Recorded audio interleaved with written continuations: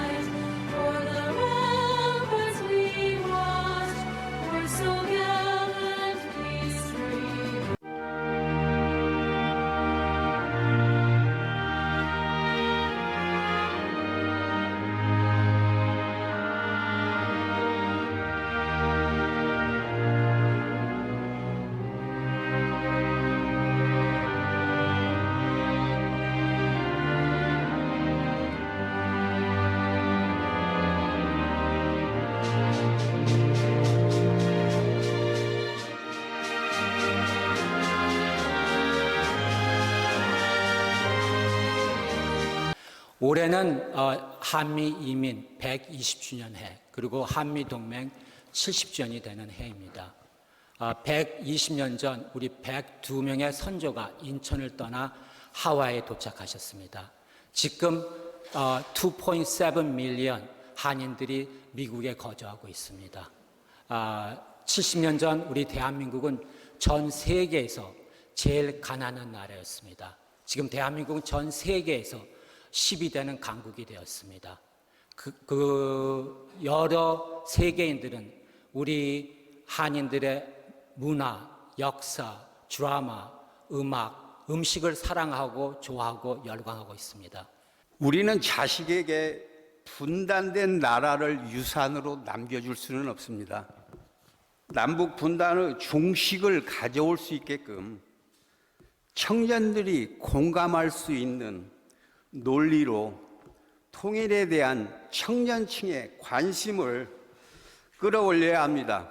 저희 샌프란시스코 민주평통은 통일 시대를 대비하는 청년의 활동을 강력하게 추진하며 동북아는 지금 격변하는 시대이기 때문에 자주 국방과 자주 외교가 절실해졌습니다. 여기에 대처하는 통일 정책의 고견을 듣고 싶습니다. 베이지역 동포 여러분, 북한의 긴장 고조에 매우 걱정하며 통일 정책보다 평화 정책을 경청하고 싶습니다. 통일보다 평화가 먼저다. 그 정책은 전쟁 방지의 최우선 정책이 되기를 바라고 있습니다. 오늘 이 강연이 샌프란시스코 동포들께 통일 공감대 형성에 큰 도움을 주실 계기가 될 것이라고 믿습니다. 한미동맹 70주년을 맞이해 자유민주주의 통일을 위한 뜻깊은 강연에 함께해 주시고 또한 강연을 해 주실 이인배 통일교육원장님께 다시 한번 감사드리고 아울러 주관해 주신 샌프란시스코 한인의 김한일 회장님과 그리고 이사님들 수고해 주셔서 대신 감사드립니다. 최근 국제 정세는 빠르게 변화하고 있습니다. 특히 한반도를 둘러싸고 한미일 동맹이 북한, 중국, 러시아가 첨예하고 대립하며 새로운 냉전 구도가 만들어지고 있으며 북한이 핵무기를 개발하고 있는 것은 물론 미국을 공격할 수 있는 대륙간 탄도미사일 ICBM 개발에 박차를 가하며 긴장 관계가 더욱 심화되고 있습니다. 그동안 유엔에서는 대북 체제를 통해 핵무기 개발을 포기하도록 하는 것은 물론 폐쇄적인 북한 사회를 개방함으로써 한반도 평화와 통일을 모색하고 오고 있지만 Right, but I do want to talk about unity and unification. A lot of people think it's about success, it's about Korea's growth. They say it's amazing how successful Korea is with only half the resources, with only half the people, with only half, and it's really not about that. I mean, what the non-unification of Korea means to me is that we were able to get this far, we were able to be this successful with all the challenges of split families, of broken homes. And unification is not just about success, it's not just about growth, it's not just about having a bigger country, but it's about healing. And I think that unification is one of the big steps, one of the things that we need for the Korean people to be healthy. 네, 안녕하십니까. 방금 소개받은 국립통일교육원장입니다. 예, 제가 그냥 동호인 복싱을 한 10년 했습니다. 해서 이전 2패, 1 KO패 중입니다. 예, 뭐 그래 됐고요.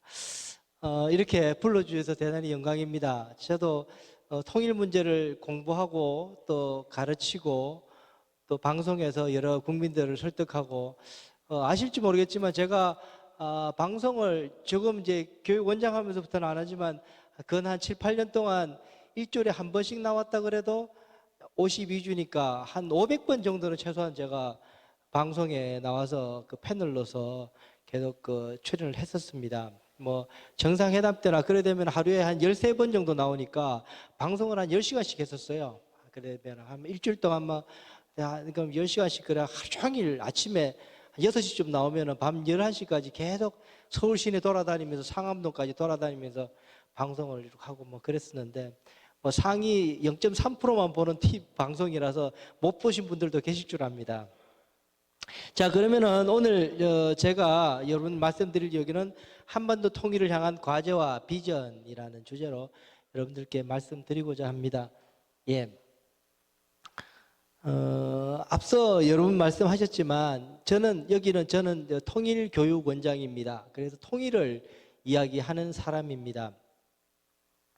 근데 요즘 많이 접하시고 여기에서도 느끼시겠지만 지금 통일 이야기를 해야 될 때인가? 라는 생각을 하시기도 하실 겁니다. 지금 우리가 지금 통일 이야기 할 때야 그저께 했는가 또 순항미사일도 쏘고 뭐 그러고 있던데 북한이 이거 지금 통일 이야기가 할 때가 아니라 지금 생존을 걱정해야 할 때가 아닌가라는 생각도 드실 겁니다.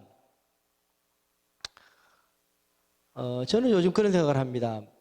1910년대, 20년대 그때 일제시대였죠. 일제시대 때 한반도의 한국의 지식인들, 지성인들, 일반 평민들이 아니라 지식인들 사이에서 대단히 많이 유력하게 이야기했던 논리가 하나 있었습니다. 그게 뭐냐면 민족 자치론이라는 것이었습니다. 1910년에 3.1운동이 세계사적으로 자유, 평화, 독립운동으로 세계사적인 큰 획을 긋는 민족 독립운동이 있었지만 사실은 또 결과론적으로 보면 실패했었죠. 그 위에 우리 한민족들 속에 지식인들이 외쳤던 말 중에 하나가 뭐냐면 민족 자치론이라는 것이었습니다. 그게 무엇이냐면 강고한 일본 제국주의의 힘이 너무나 강력하니 저거를 우리가 벗어나기는 우리의 한민족의 역량은 아직은 부족하다, 힘들다. 그런데 계속 우리가 독립만 이야기하면 할 수도 없는 불가능한 독립 이야기하는 건 너무나 무모하다. 그러니 현실적으로 우리가 할 수 있는 걸 하자. 그래서 독립은 이야기하지 않지만 최대한도로 민족의 자치권을 일본으로부터 많이 확보를 해서 우리의 말도 지켜내고 우리의 역사성도 지켜내고 우리의 문화도 지켜내는 것이 보다 현실적이다. 이제는 독립은 이야기하지 말고 민족 자치를 이야기하자라는 이야기를 열심히 한 시기가 있었습니다. 이른바 이 이야기를 민족 자치론이라고 이야기를 했습니다. 그 민족 자치론이 있고 나서 20년이 채 되지 않아서 1945년 대한민국은 이름을 되찾고 세계 만방에 다시 대한민국 국민으로서 살게 되었습니다. 기적 같은 일일지 모르겠지만 그 일은 일어나고야 말았습니다. 요즘 제가 그런 생각을 해보게 됩니다. 세계적인 식견을 가진 최근에 많은 분들이 아주 지식인들이 또 하시는 말씀이 있습니다. 통일해야 돼? 아니 유럽 봐봐라. 유럽의 저것들 봐봐라.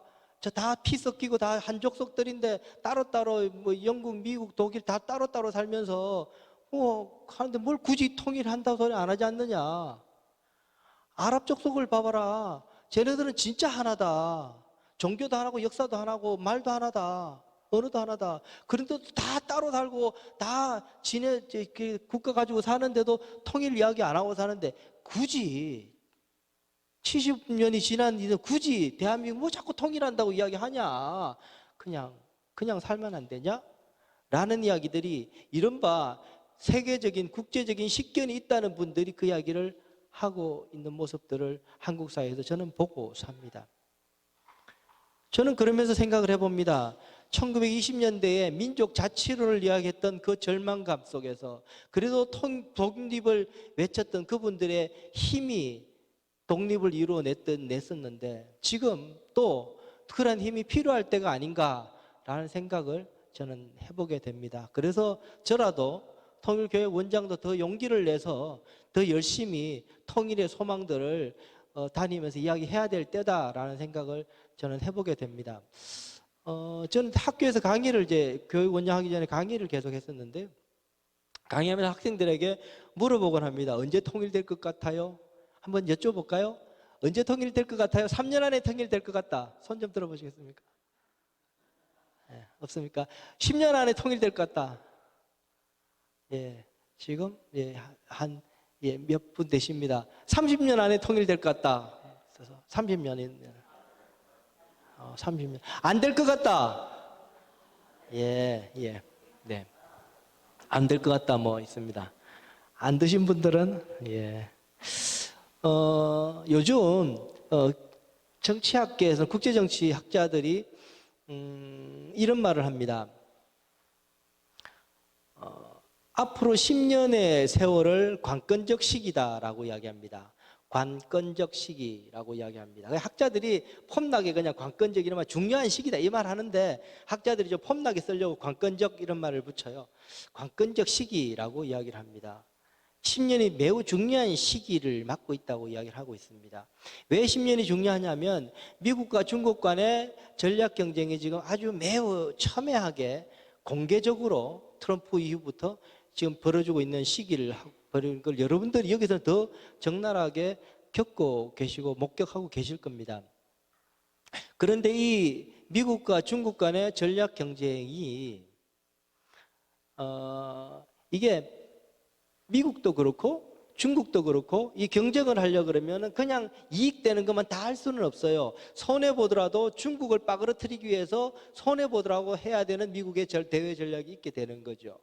중국도 그냥 이익 때문에 하는 것이 아니라 손해보더라도 중국도 살아남기 위해서 미국과 전략적 이기기 위해서 해야 되는 대외 정책이 있게 되는 거죠.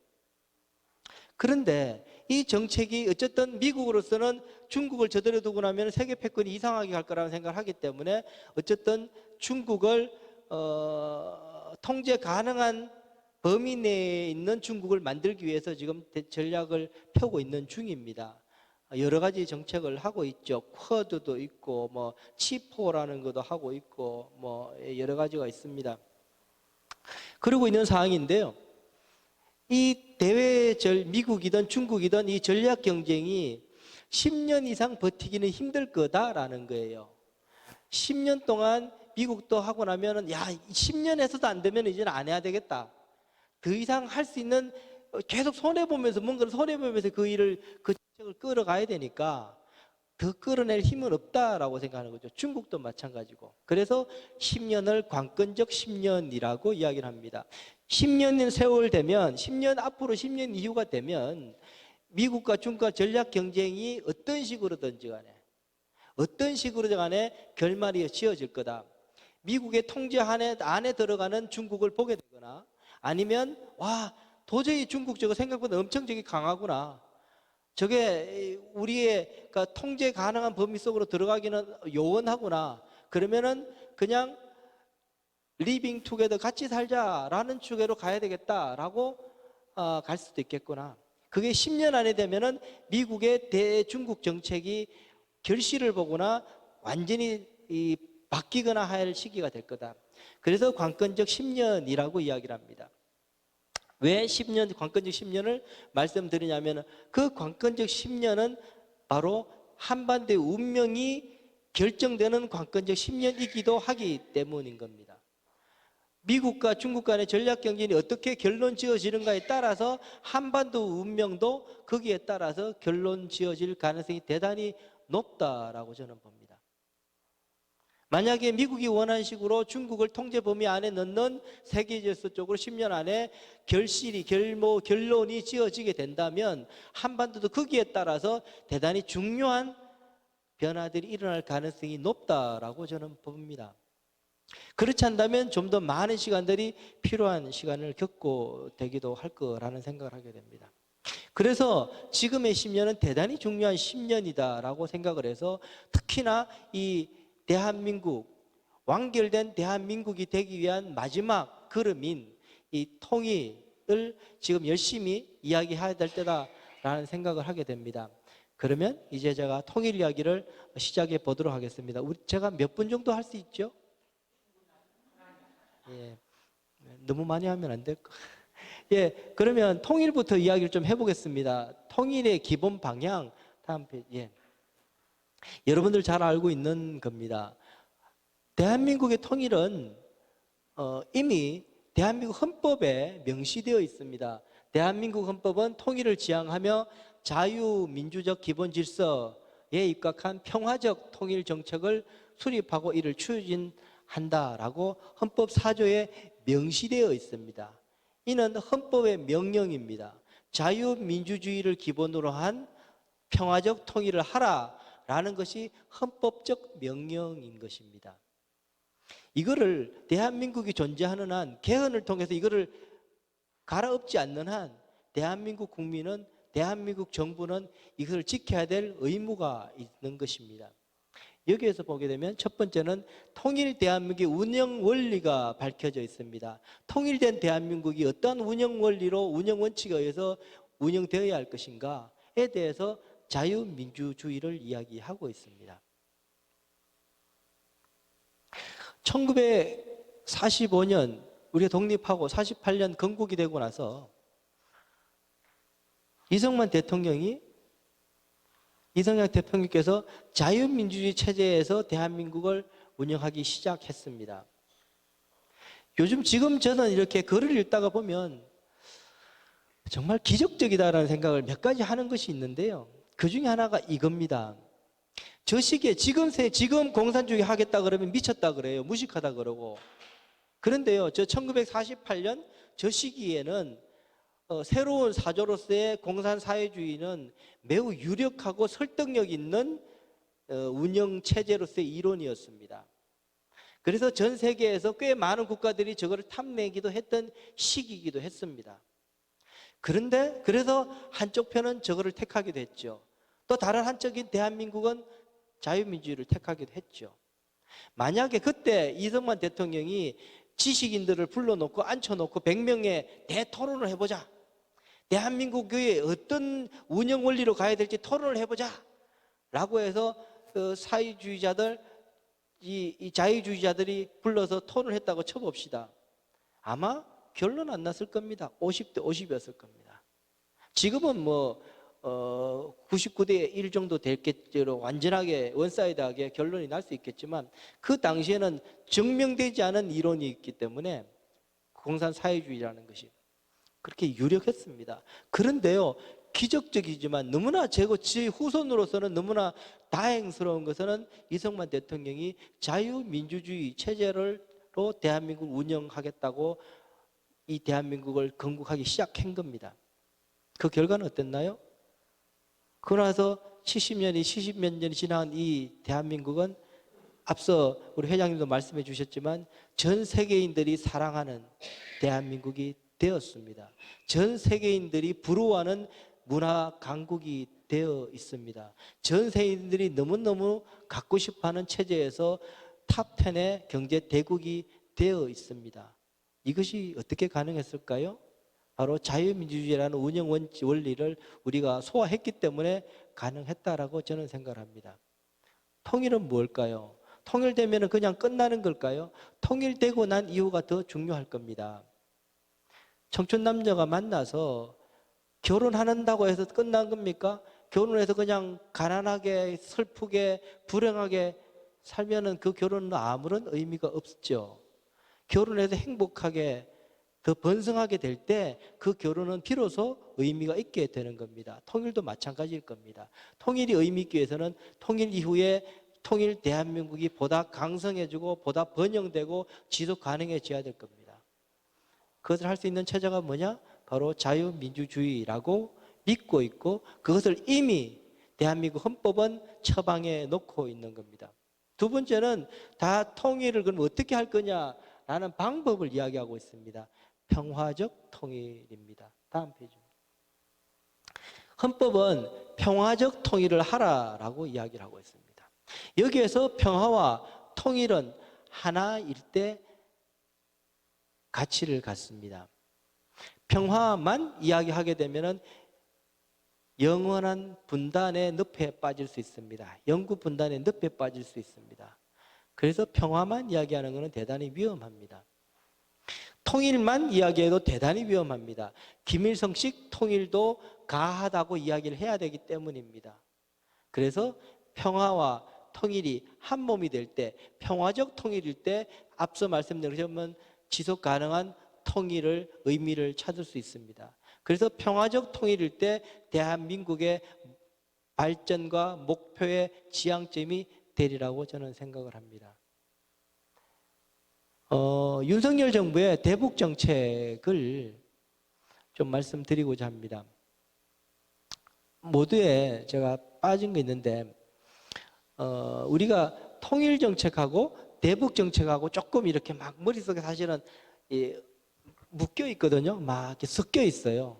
통일 정책, 대북 정책 뭐 같은 거 아니야? 뭐 통일 정책 더 긴 이야기인가? 더 큰 이야기인가? 대북 정책은 그냥 짧은 이야기인가? 뭐 이 정도예요. 통일부는 크게 두 가지의 일을 하고 있습니다. 하나는 뭐냐면은 남북 분단의 평화적 관리를 해야 되는 책무가 있습니다. 분단의 평화적 관리를 하기 위해서 교류 협력을 하고 대화를 하고 정상회담도 하고 김대중 대통령께서 처음으로 하셨던 그런 것을 하게 되는 겁니다. 분단의 평화적 관리라는 것이 있습니다. 또 하나는 통일을 준비하는 겁니다. 통일의 역량을 키우고 통일의 의지들을 붙들어내고 통일의 능력들을 키워서 통일이 올 때 그것을 온전한 발전 가능한 앞서 말씀드린 것처럼 7,500만 민족이 함께 잘 살 수 있는 통일의 그림을 준비해 놓고 통일하게끔 만드는 겁니다. 이 두 가지는 사실 성격이 조금 다릅니다. 그런데 이 두 가지를 섞어놓고 생각하다 보니까는 남북 관계가 아무것도 안 하면 통일부는 아무것도 안 한다 이래 이야기를 하는 경우가 있습니다. 아닙니다. 엄청 할 일이 많습니다. 통일을 준비해야 될 일이 눈에 드러나지 않고 기자들이 잘 쓰지는 않지만 훨씬 더 중요하고 훨씬 더 해야 될 일들이 많은 일들이 있습니다. 그 일 중에 하나가 제가 담당하고 있는 통일 교육이기도 합니다. 그 중에 제가 말씀드린 건 이게 통일 정책, 대북 정책에 대해서 앞에 분단의 평화적 관리라는 측면에서 이야기하는 건데요. 세 가지 대북 정책은 세 가지로 축으로 되어 있다라고 제가 정리를 해봤습니다. 첫 번째 축은 힘을 통한 평화라는 겁니다. 여러분들 저는 이제 앞서 사회자께서 말씀했지만 저는 이제 정치 철학을 석사 때 하고 하도 힘들어서 못 따라가서 이제 전공을 바꿔서 이제 국제정치로 바꿔서 안보학을 공부하게 됐는데요.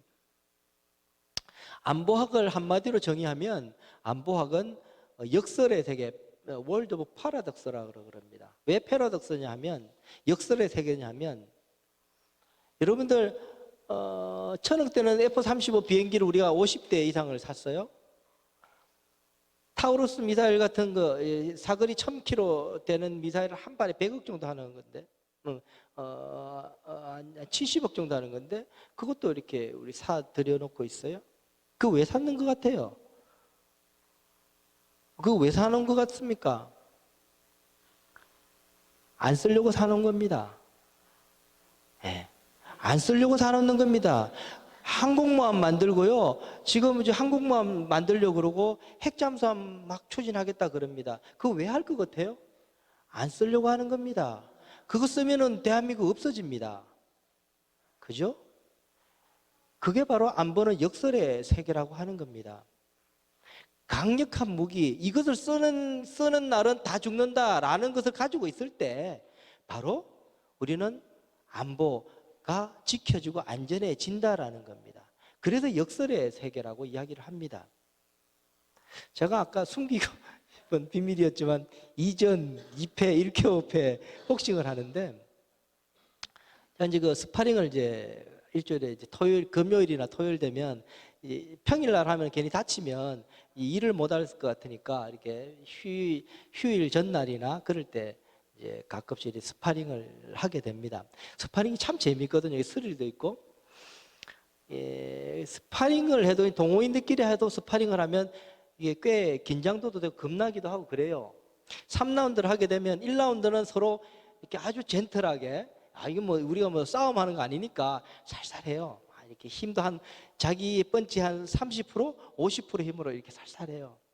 하나 이렇게 피하다가 보면은 자기는 30% 힘으로 이렇게 때렸는데 맞는 사람은 50% 들이받아서 이제 막 받아요.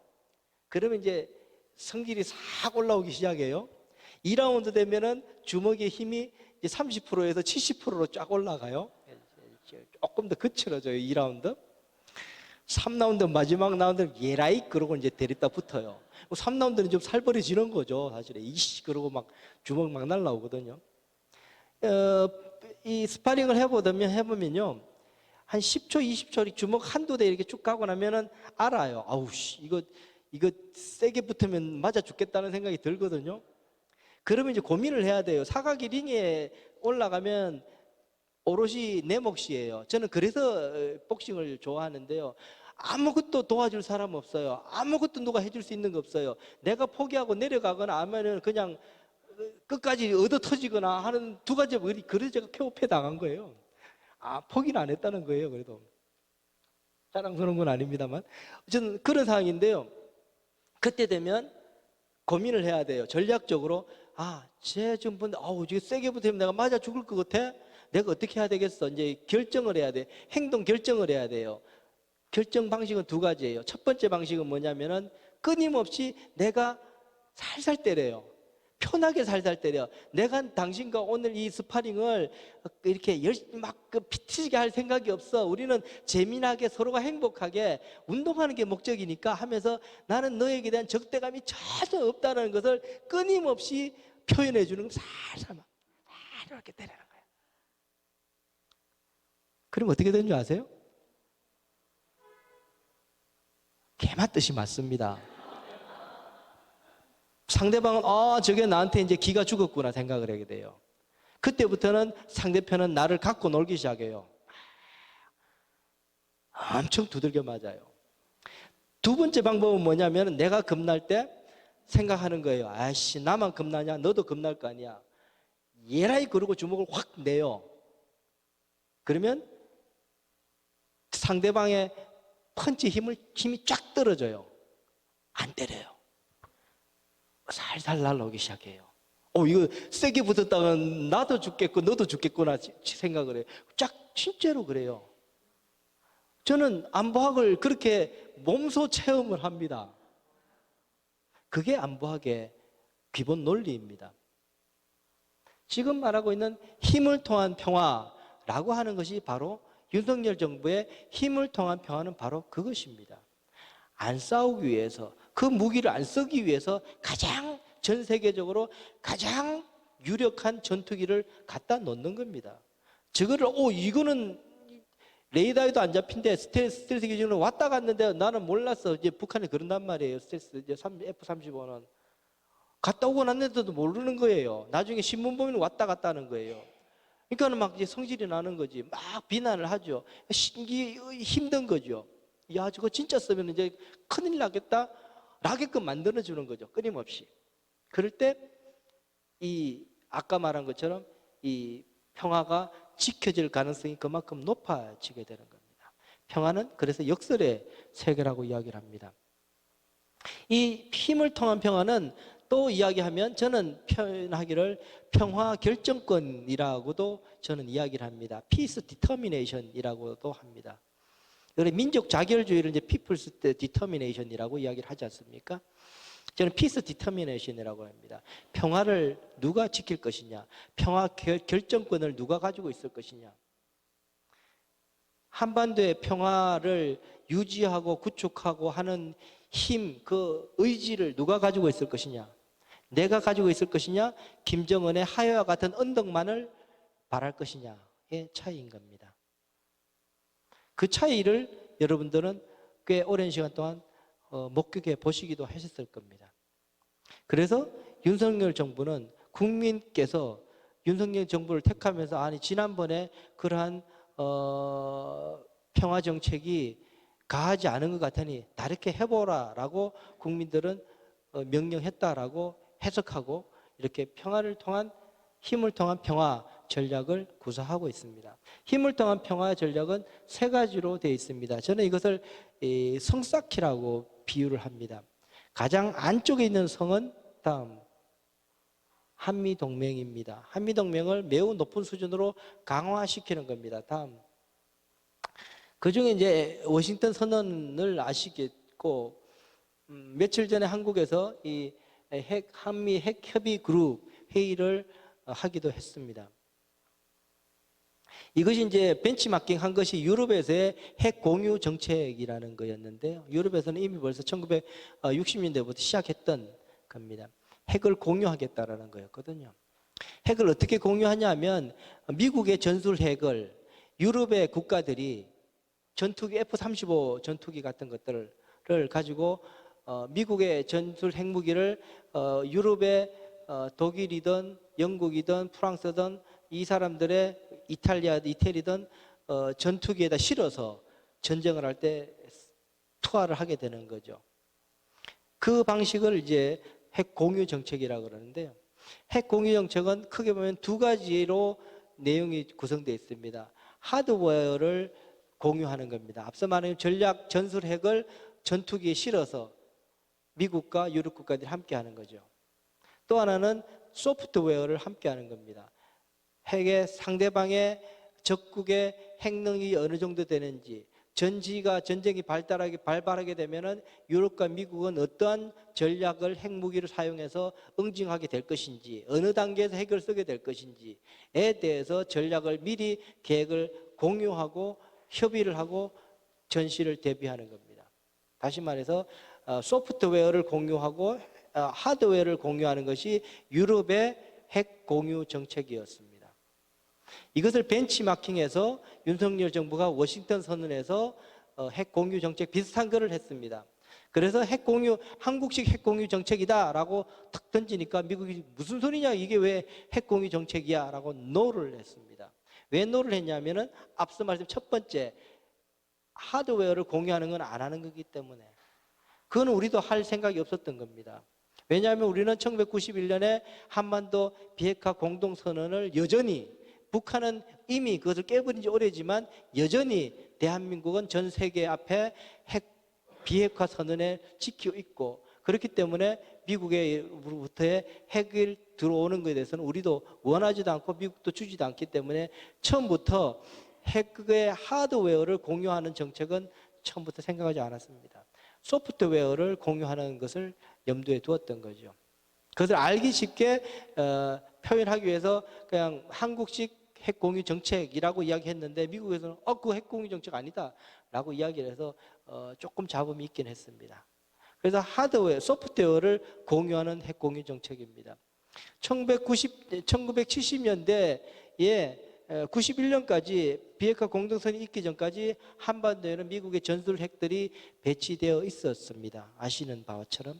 그렇지만 어디에 배치되어 있는지, 얼마나 배치되어 있는지, 누가에 대해서 한국군은 전혀 알지 못했습니다. 언제 들어왔는지, 언제 나갔는지조차도 잘 알지를 못했습니다. 언제 써야 될지도 몰랐습니다. 공유를 하지 않았습니다. 정보도 공유하지 않았고 계획도 공유하지 않았습니다. 그리고 있다가 공동선 이후에 지금 30년이 지나서 2023년 한미 간의 워싱턴 선언을 통해서 이제는 미국이 핵을 한반도 문제에, 한반도의 위기 시에 미국이 핵을 어떻게 쓸 것인가에 대해서 한미 간의 전략을 함께 고민하고 함께 조율하고 하게끔 하는 것이 바로 핵 공유 정책입니다. 그것이 바로 한미 핵협의 그룹이었고, 이것을 통해서 한미 동맹을 공고히 시켜냈습니다. 이것이 바로 한미 안보, 우리 대한민국을 안전하게 시키는 첫 번째, 가장 가까이 있는 성을 하나 만들어 구축해 놓은 겁니다. 다음, 두 번째 성은 바로 한미일 공조입니다. 한국과 사실은 일본은 북한의 미사일 위협은 우리와 공동으로 느끼고 있는 위협을 느끼고 있는 국가이기도 합니다. 여러 가지 민족적 감정, 정서가 있기도 하고요.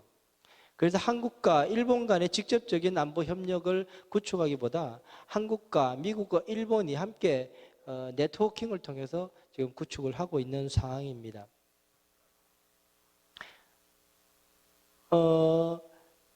사실은 일본은 전략적으로 봤을 경우에 두 가지 의미가 있습니다.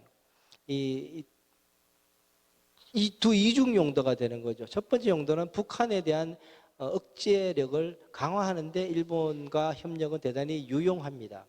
탄도미사일을 발사하게 되면, 한반도에 이렇게 발사하게 되면 가깝게 제일 먼저 초도에서 처음에 올라올 때 잡는 거는 우리 한국의 정찰 위성과 해서 우리가 보는 훨씬 더 빨리 보게 됩니다. 근데 이것이 이렇게 가서 이제 떨어지게 될 때는 사실은 우리는 이제 멀어서 거리 때문에 잘 안 보입니다. 이때부터는 일본의 이지스함과 미국이 보게 됩니다. 그래서 한국과 일본과 미국이 같이 탄도미사일 추적인 걸 딱 같이 붙여놓으면 아주 완결된 그림으로 볼 수 있게 됩니다. 그래서 한국과 일본과 미국 간의 정보협력이 대단히 중요한 겁니다. 그래서 두 번째 성, 안전한 성을 쌓는 것은 한미일 공조입니다. 세 번째는요, 다음, 같이 연대라는 겁니다. 민주주의 정상회의입니다. 전 세계의 민주주의 국가들끼리 함께 해서 함께 돕고 함께 연대하겠다라고 하고 있습니다. 1950년에 지금 우크라이나 전쟁이 있지 않습니까? 우크라이나 전쟁에 다른 나라 사람이 지금 개입한 경우 있습니까? 물자 들어가죠. 전쟁 무기 들어가죠. 사람 한 명도 안 들어갑니다. 유럽 나토는요, 우크라이나 벌써 저기 가입하겠다 소리는 오래전에 했는데요. 나토 가입 안 시켜줍니다. 나토 가입 시켜주기면 전쟁이 일어나고 해야 되거든요. 개입해야 되거든요. 안 해요. 근데 1950년에 대한민국은 기적적으로 30몇 개국이었어요. 32개국이었습니까? 직접 청년들이 와서 이 대한민국, 듣지도 못했던 이 대한민국에 와서요, 피 흘려서 죽었어요. 상상이 안 되는 일들이 벌어졌어요. 지금 우크라이나 저렇게 하는데도 한 명이 거기에 피 흘리러 가지 않는다니까는요. 미쳤냐 그래요. 안 가요. 근데요, 왜 대한민국을 그렇게 했을까요? 1950년에요. 기적 같지 않습니까? 뭐가 그래 예뻐서요?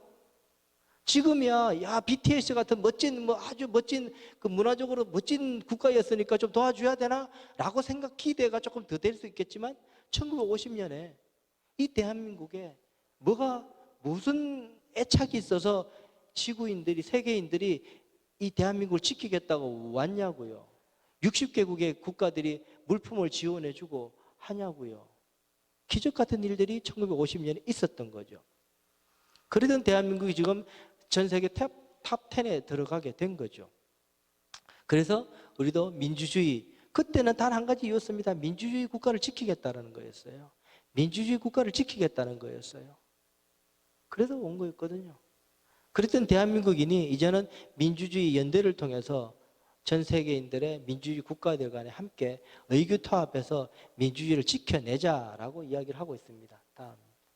이렇게 해서 대한민국은 이 세 가지 축, 한미동맹, 한미일 안보협력, 그리고 민주주의 연대, 가치연대라는 세 겹의 성을 통해서 안전한 대한민국, 힘을 통한 평화의 기반을 마련하고 있다라고 생각을 합니다. 두 번째, 여러분들 요즘 많이 듣고 있는 부분입니다. 북한 인권 문제일 겁니다. 어떠세요? 혹자들은 인권 문제를 이야기하는 것이 북한을 자극하고 북한을 불편하게 만들고 해서 남북관계만 그렇지 않아도 안 좋은데 북한 인권 문제까지 이야기해서 저렇게 불편하게 만들 필요가 뭐 있냐, 그런다고 북한 주민들이 좋아지냐 라고 이야기를 하기도 합니다. 로맨틱하게 제가 말씀드리면 이렇게 저는 생각을 합니다. 진정한 사랑은 현실을 직시하지 않으면 안 된다라고 저는 생각을 합니다. 불편하다고 그것을 외면하면 온전한 사랑을 할 수 없다라고 저는 생각을 합니다. 그래서 불편하지만 그 진실들을 우리가 직시하게 될 때 저는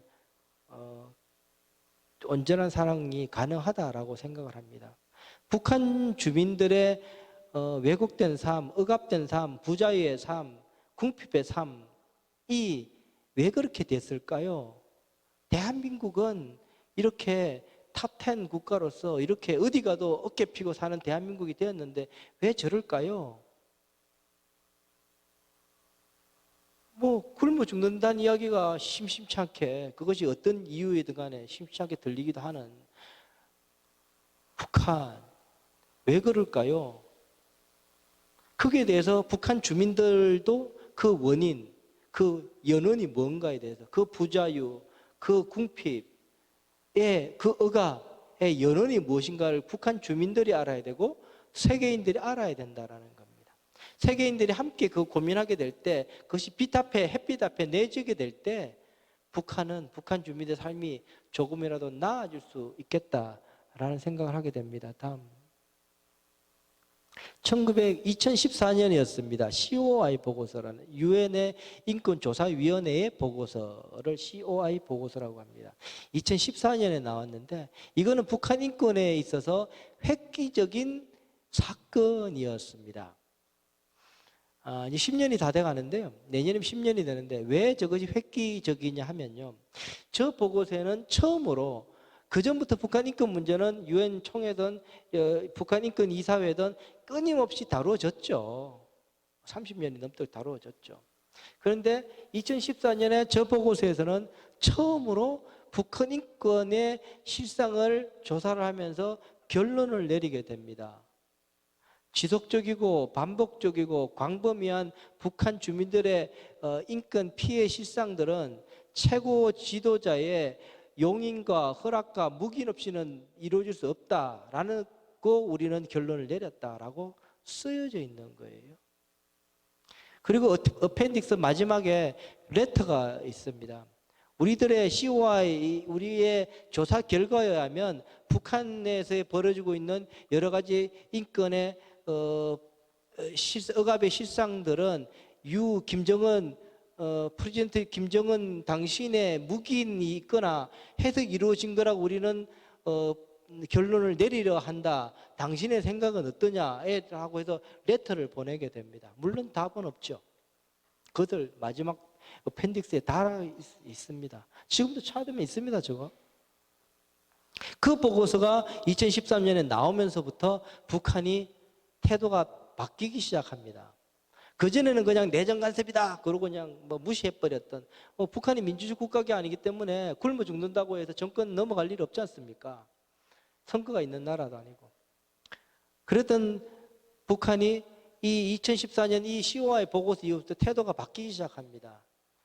유엔에서 저것만 나오게 되면은 꼭 누군가가 와가지고는 엄청 세게 이게 공화국 말살 정책이다, 미 제국주의 공화국 말살 정책이다, 엄청 열심히 반발을 하고 떠들고 퇴장을 하는 일을 계속 하고 있습니다. 왜일까요? 바로 최고 존엄이라고 그들이 이야기하는 김정은 위원장을 이야기하고 있기 때문에 그렇게 되는 겁니다. 북한 인권, 우리가 인권 문제 그 세계사가 이야기하는 것이 그냥 이야기하는 게 아니구나. 굉장히 높은 수준의 우리 공화국의 체제를 굉장히 압박하는 지금 북한 인권 문제가 되고 있구나라고 지금 북한 정권은 지금 생각하기 시작하게 된 거죠. 그래서 북한 인권 문제가 대단히 중요한 문제로 북한이 인식하기 시작한 것이 바로 2014년의 COI 보고서 이후입니다. 그래서 북한 인권 문제에 대해서 열심히 햇빛에 내놓게 될 때 북한 주민들의 삶이 나아질 거다. 그래서 한국 정부가 누가 해야 될 거냐? 한국 정부가 우리니까. 같은 민족인 우리가 해야 될 거니까.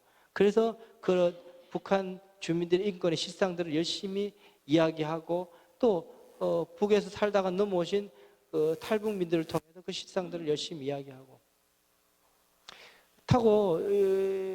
탈북민들을 통해서 북한 실상을 이야기하다 보니 이분들이 조금 오버를 해서 막 너무 자극적으로 이야기해가지고 가끔씩 문제가 되기도 해서 저희 통일교육원은 그런 분들을 따로 교육을 시켜서 이야기하게 되더라도 이렇게 검증된 이야기를 하게끔 이렇게 강의 표준 강의안, 강의 기법 이런 것들을 따로 교육을 시키는 프로그램들을 지금 마련해 놓고 있기도 합니다.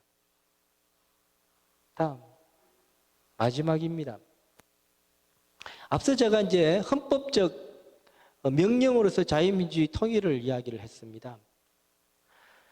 제가 석사를 제가 정치 철학을 공부했다고 고백을 했습니다. 좀 창피한 이야기는 다 하지를 못했고요.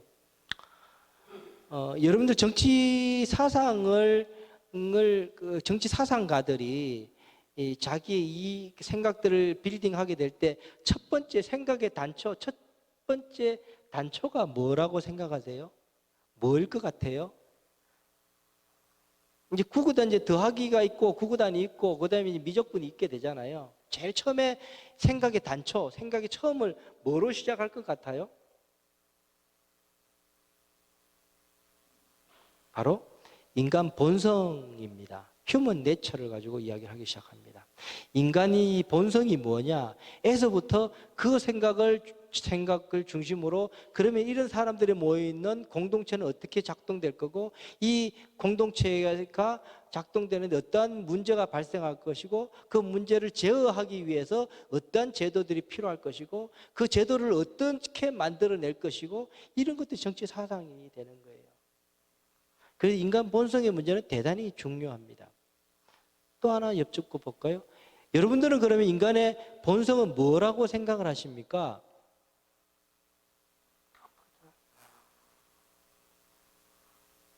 그 앞에 제가 써놨었는데요. 논쟁의 여지 없게 저는 이기심이라는 것이라고 저는 생각을 합니다. 아닙니다. 라고 하시는 분 혹시 계신가요? 네? 나는 아닌데. 그런 분이 계시면 좋겠습니다. 저는 이기심은 우리가 논쟁의 여지 없는 인간의 본성이라고 할 만한 무엇이라고 생각을 합니다. 과학적이진 않은데 그냥 우리가 살면서 이 정도는 느끼는 것 같아서요. 감히 저는 뭐 문명학자도 아니고 유발 하라리처럼 그런 거대 이론, 거대 역사론을 공부하는 사람은 아닙니다만 인류 문명의 국가의 승패, 국가 발전의 승패가 저는 어디에 달려있는가를 감히 제가 이렇게 떠들어 보면서 생각했던 것이 이겁니다. 인간의 본성, 이기심을 어떻게 그 국가, 그 공동체가 다루었는가가 그 국가, 그 공동체의 승패를 좌우했다라고 저는 생각을 합니다. 1910년, 20년대에 막 일자리가 없어지기 시작했습니다. 물가가 막 오르기 시작했습니다. 식량 폭등이 일어나기 시작했습니다. 온 사회가 엉망이 되기 시작했습니다. 왜 갑자기 왜 점점 더 어려워지지? 나는 열심히 일을 하는데 그때 코트를 기르고 연설을 잘하는 한 정치가가 나와서 이야기를 합니다. 쟤네들 때문이야. 유태인 때문이야. 라고 이야기를 합니다. 히틀러였습니다. 그때부터 이 유태인들은 독일인들은 유태인들을 지목해서 정오하기 시작합니다. 그래서 대상 학살이 벌어지기 시작합니다. 인간의 이기심이 전환되어서 정오심으로 폭발되기 시작한 것이 바로 이 히틀러의 나치즘이었습니다. 단어 중에 멜리아빌리티라는 말이 있습니다. 정치 사상적으로 되게 중요한 단어인데요. 그냥 쉽게 하면은 그 밀가루 반죽 같은 것, 이렇게 막 주물면 내 마음대로 이렇게 모양을 만들 수 있는 그걸 멜리아빌리티라고 그럽니다. 마르크스의 인간 본성에 관한 생각은 바로 그거였습니다. 마르크스는 이런 생각을 했어요. 인간은 이기적이야. 무지적 이기적이고 탐욕한 인간들이야 라고 마르크스는 봤습니다. 산업혁명 초기에 그런 탐욕을 봤습니다. 아이들을 18시간씩 그렇게 노동을 시키고 그렇게 저임금으로 시키는 그런 장면들을 봤습니다. 그러면서 그 탐욕을 봤습니다. 그 자본가들의 탐욕을 보면서 그 정오를 하고 분노하기 시작했습니다. 저 인간들이 저런 인간들이야. 인간들은 저런 거야. 그랬는데 마르크스는 생각을 합니다. 아니야. 원래 인간이 저렇지는 않을 거야. 원래 인간이 저렇게 탐욕하고 이기적인 것이 아니라 자본주의에 의해서 오염되고 왜곡된 본성이 저렇게 이기적으로 만들었을 거야 라고 마르크스는 결론을 내리기 시작합니다. 그를 부르주아적 속성이라고 이야기를 했습니다. 그래서 사회주의 혁명을 통해서 그 부르주아 속성들을 교화시켜내면 함께 잘 사는 공산주의를 좋아하는 인간형으로, 이기적이지 않은 인간형으로 바뀔 거다라고 막시즘은 공산주의를 이야기했습니다. 그리고 그걸 받아서 스탈린이 사회주의 혁명을 시도하기 시작했습니다. 어떻게 됐습니까? 1991년에 소련이 해체되고 1990년에 독일이 통일되고 하면서 역사가 증명해 냈습니다. 아니다. 인간의 본성이었던 이기심은 없어지지 않더라. 그것을 잘못 다루니까는 망하거나 저렇게 엉망이 되더라라고 이야기를 하게 된 겁니다. 이제 다 돼갑니다. 여러분들 혹시 이 샌프란시스코 있다 그러던데 다이소 혹시 있죠? 그러니까 그건 일본 거라고 안 좋아하셔도 되고요. 근데 다이소 같은 곳들이 있잖아요. 그죠? 그런 소품들이 파는 거. 저는 그 다이소 가는 걸 참 좋아했습니다. 요즘은 좀 덜한데요. 한때 다이소를 즐겨 갔었습니다. 갈 때 무슨 생각하냐면 뭐 이런 거 없을까? 뭐 살 게 있어서 가는 게 아니고 뭐 이런 거 없을까? 그러고 이제 둘러보게 됩니다. 근데 희한한 게요. 갈 때마다 뭐 그런 게 있어요. 뭐 그런 게 있다니까요. 그게 있어요. 희한하게 그게 있어요. 3,000원에. 예, 3,000원이에요. 그것도. 그 기발난 게 딱 3,000원에. 그 누가 만들었을 것 같아요? 착한 독재자가 만들었나요? 인류를 화평케 편안하게 살아라고 누가 선한 사람이 만들었나요? 아닙니다. 기업가가 만듭니다. 여기 기업하시는 분들 있으면 죄송합니다. 보편적인 생각은 기업가가 만듭니다. 기업가는 뭐 하려고 만듭니까? 돈 벌려고요. 돈 벌려고. 그 이기심을 채우기 위해서 열심히 고민해서 요거 만들면 돈 벌겠다라고 해서 만듭니다. 욕하지 마십시오. 그렇다고 그 기업가도 욕할 거 하나도 없습니다. 그 이기심으로 탄생된 그 기발한 물건을 우리는 3,000원 주고 사서 우리는 너무너무 편리하게 사용하지 않습니까?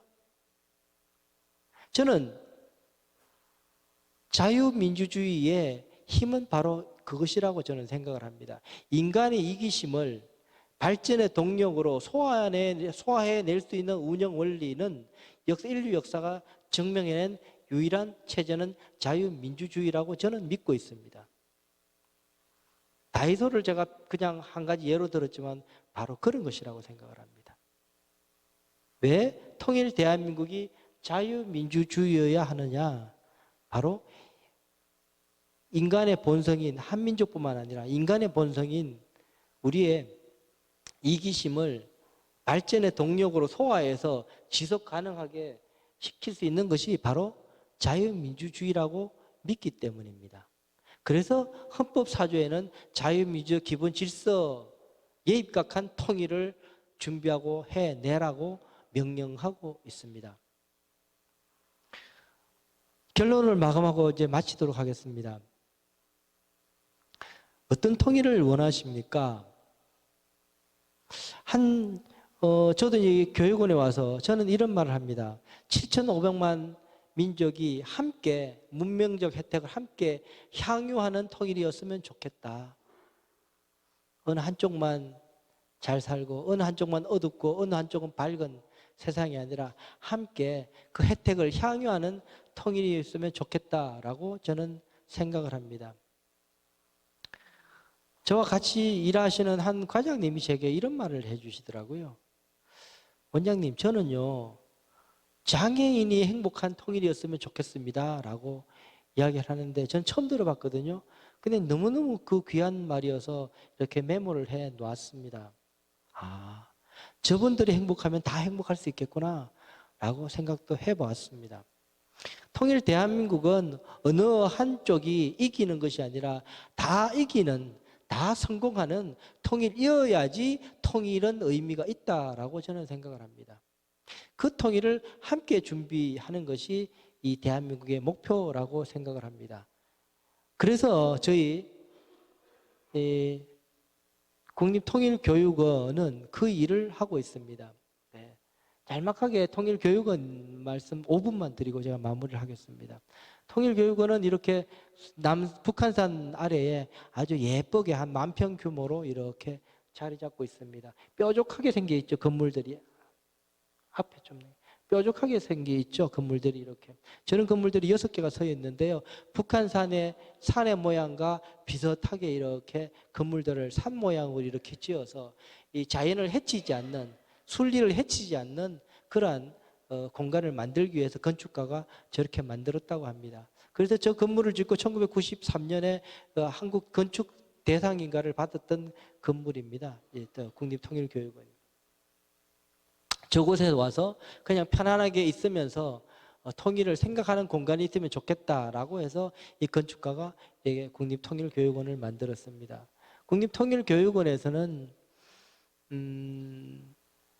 1년에 동영상으로 제작하는 컨텐츠가 한 50개, 책으로 만드는 게 한 30개, 기타 등등을 해서 한 100여 종류의 컨텐츠들을 계속 생산해서 국민들에게 초등학생들이 볼 만한 것들, 대학생이 성인들이 볼 만한 것들을 계속 끊임없이 통일에 대한 생각들을 계속 그 끈을 놓지 않게 하기 위해서 열심히 책을 만들고 교재들을 만들고 그런 컨텐츠들을 개발하고 있습니다. 다음. 그렇게 해서 1년에 지난해 86만 명 정도를 저희 국립통일교육원에서 국민들에게 통일교육을 시켜드렸습니다. 2021년은 103만 명이었는데 지난해는 86만 명이었습니다. 올해 지금 상반기에 36만 명, 그래서 올해 한 80만 명 정도 될 것 같습니다. 원내 통일교육원에 모셔서 받는 분들이 한 5,500명 1년에 됩니다. 2박 3일 정도 오셔서 숙박을 하시면서 이렇게 통일교육을 받게 되는 프로그램을 1년에 한 120개 정도를 우리가 운영을 하고 있는데 그걸 통해서 한 5,500명 정도가 직접 오셔서 그렇게 교육을 받게 됩니다. 나머지 분들 80여만 명의 분들은 온라인으로 40만 명, 또 실제로 오프라인 40만 명들이 교육을 받게 됩니다. 어디에서 교육받냐 하면 저희들이 운영하고 있는 지원해주고 있는 대학이 전국에 한 19개 전국의 대학들을 지원해 드립니다. 그 대학을 통해서 통일교육을 시키고요. 초중고 학교들 한 33개 정도를 또 저희들이 지원해줘서 이게 학생들에게 교육을 시키게 됩니다. 또한 전국에 아주 몫이 좋은 아주 예쁜 곳에 한 13곳의 전국에 통일관이라는 건물들을 저희들이 운영을 하고 있습니다. 그냥 이렇게 산책하기 좋은 곳에 호숫가에 오두산 전망대라고 뭐 이렇게 있습니다. 거기 산책해서 가셔서 보면 통일의 이야기들이 가득 있습니다. 그래서 그걸 보시면서 자녀들과 함께 와서 산책해서 보시다가도 통일은 이런 것이구나, 통일의 꿈은 이런 것이구나, 통일이 안 된 분단의 불편함은 이런 것이구나 라고 이야기하는 공간들을 이렇게 전국에 두고 있습니다. 그런 곳곳에 통일에 대한 생각들을 심고 알려서 1년에 한 86만 명 정도를 시키는 곳이 통일교육원입니다. 모쪼록 이곳에 와서 제가 샌프란시스코까지 와서 이렇게 통일 이야기를 하게 해주셔서 너무 감사드리고요. 함께 통일의 소망들이 이곳 샌프란시스코 또 한국에서 들불처럼 일어나서 통일의 그때 우리가 자손들에게 그때 우리가 무엇을 했다, 이것을 했고 이것을 준비했다라고 이야기할 수 있는 우리 어른들 그리고 우리 자녀들이 됐으면 좋겠습니다. 고맙습니다.